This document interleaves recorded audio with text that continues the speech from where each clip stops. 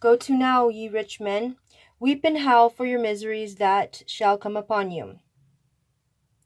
Your riches are corrupted, and your garments are moth-eaten. Your gold and silver is cankered, and the rust of them shall be a witness against you, and shall eat your flesh as it were fire. Ye have heaped treasure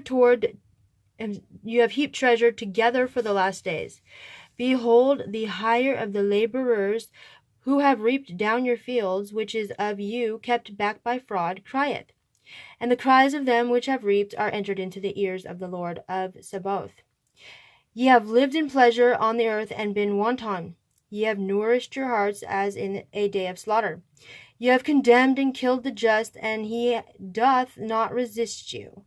Be patient, therefore, brethren, unto the coming of the Lord. Behold, the husbandman waiteth for the precious fruit of the earth, and hath long patience for it, until he receive the early and latter rain. Be ye also patient. Establish your hearts, for the coming of the Lord draweth nigh. Grudge not one against another, brethren, lest ye be condemned. Behold, the judge standeth before the door. Take, my brethren, the prophets, who have spoken in the name of the Lord, for an example of suffering, affliction, of patience.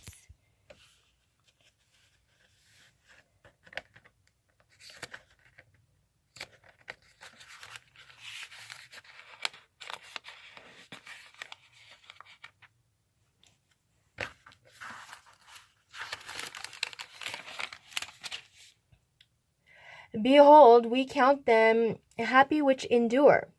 Ye have heard of the patience of Job, and have seen the end of the Lord, that the Lord is very pitiful and of tender mercy.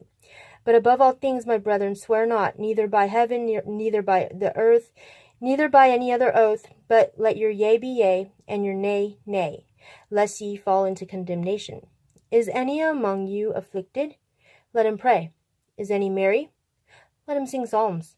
Is any sick among you? Let him call for the elders of the church, and let them pray over him, anointing him with oil in the name of the Lord. And the prayer of faith shall save the sick, and the Lord shall raise him up.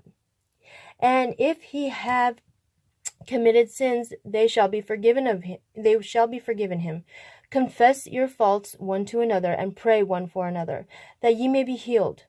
The effectual fervent prayer of a righteous man availeth much. Elias was a man subject to like passions as we are, and he prayed earnestly that it might not rain, and it rained not on the earth by the space of 3 years and 6 months. And he prayed again, and the heaven gave rain, and the earth brought forth her fruit. Brethren, if any of you do err from the truth, and one convert him, let him know that he which converteth the sinner from the error of his way shall save a soul from death, and shall hide a multitude of sins. End of James chapter 5, and the end of James.